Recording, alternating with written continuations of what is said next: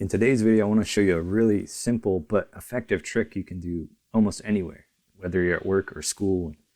Hopefully you're back to school or will be soon, but you can do this with any pen and any coin.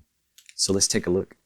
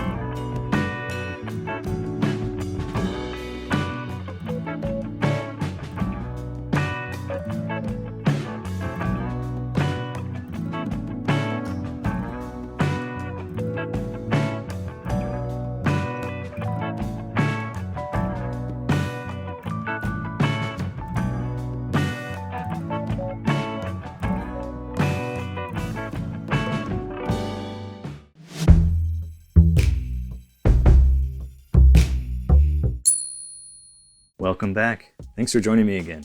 If this is your first time here, I appreciate you stopping by. My name's Rick Holcomb, and this is my Coin Magic channel where I talk about coin magic, teach a little bit of stuff, talk about coin magic books and downloads, and even share a performance now and then.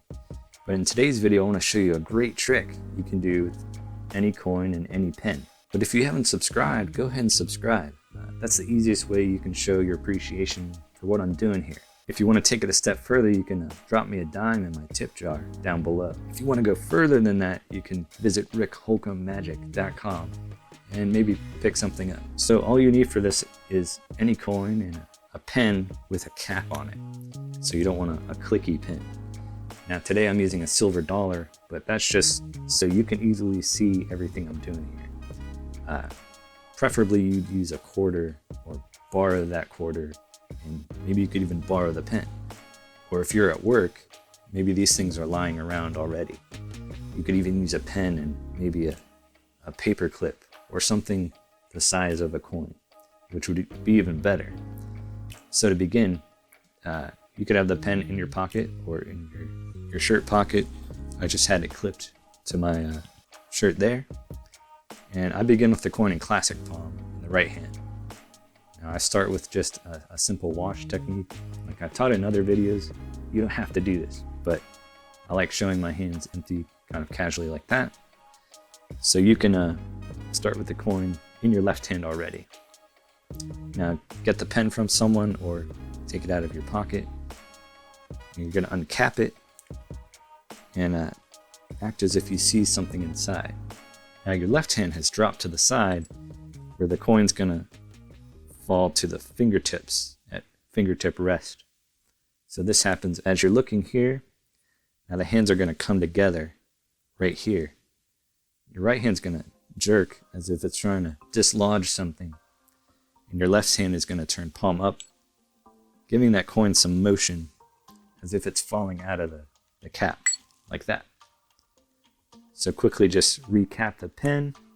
Now this is a Sharpie, so I don't push it all the way on because I gotta yank it back off to get it off. So I just kind of stick it on so it's not gonna fall off. So we've produced a coin. Now the next phase, we're gonna do that old gag where the pen disappears instead of the coin. But I'm gonna show you a little different way to handle the ending of that so that we can move on to different phases. So what you do is turn to your right side, and we're gonna ditch the pen behind our ear on the count of 2. We're counting to 3, so we go 1, 2, 3, and the pen is gone.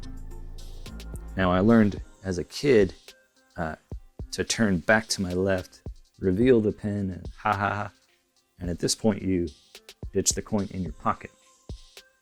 But what I'm gonna do here is the pen has vanished, toss the coin from hand to hand. You want it to end up in your right hand. As you point with your left hand, now we're gonna do a fake put. So You want to end up in your right hand, point, come here. Now take the pen with your dirty hand, and this gives you a nice Ramsey display here. So there's nothing here, you're holding the pen, the coin has to be over here, right? That's what the audience is perceiving. So now you got this great moment. You can repeat it and say, no, watch, 1, 2, 3. It's really gone. Now, you're gonna take the pen with your left hand, act as if you hear something inside. Your right hand drops to the side and repositions into second finger curl palm. So we're in finger palm, we're over here listening, you drop down, reposition, and come up. Now remove the cap with your index and thumb, and then turn to your right again. Now position the pen in your hand so you're able to open it up flat. And this is a great moment because the audience can see right into your empty right hand and let that coin drop out. Now, I mentioned in the other video about producing coins. A lot of times you see that this move done right out of finger palm, but the disadvantage is that the audience is seeing the back of your hand as you do this move, and it looks all right, but having the coin in a finger, second finger curl palm, or even an edge grip is a way better display because they can see right into your hand, and it looks like that coin came right out of the cap. So we're here, we're gonna recap the pen. Again, I don't jam it down. Now we're gonna do one more vanish sequence, and this is David Williamson's striking vanish, which probably everyone is familiar with, and you can look it up anywhere. If you wanna get it right from the source, it's in Williamson's Wonders by Richard Kaufman. Now, some tips on this move is you wanna avoid this throwing action as you're doing the move. Think about it more as your left hand ducking away from the coin, leaving it in space as your right hand comes down and snatches it out of space. So it's less like this and more like this, not like that. So it's less like this and more like this. And this is just a timing and speed thing that you'll have to practice in the mirror with, but it's an easy move to get down, and you can use it in a lot of different magic, like cups and balls or coins, or you can vanish the cap itself with the pen. So just give that a little bit of practice. So we've done the striking vanish. Now we're here. Take the pen again, but this time in the center. And this time you don't hear anything. Now this is good misdirection to drop your right hand, go into classic palm. Now come to this position. Your right hand's gonna come up to take the pen. At the same time, you're gonna muscle pass it just onto the finger palm position in the left hand. So you're here, you take the pen, and you've transferred the coin. You shake over here this time, you still don't hear anything. Now you wanna grip the pen at the end this time. So come from here, down to front and center. Now we're gonna do a couple transformations. The first one looks like this. And this is just the simple flip stick move. You can vanish a pen or a pencil or a straw or a small femur bone. As a vanish, this looks pretty good, but we can also use it as a transformation. As this one disappears, this one appears, and it's just a timing thing. So you're here, and as your left hand approaches, you're doing the move, and then the left thumb is pushing this coin into view. So you're there, and then there. Now briefly release with your left hand so you can change your grip. Fingers above and thumb below, and then rotate palm up. Your right hand's in a little bit of an awkward position, but you're gonna be here just a second. The next transformation is just a standard spellbound move. So the coin is dropped out of view, and the pen is placed into the left hand's grip. So you're like this, and then like that. So we went from here to here, and then there.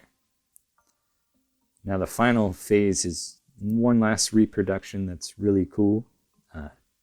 So the coin's in your left hand finger palm.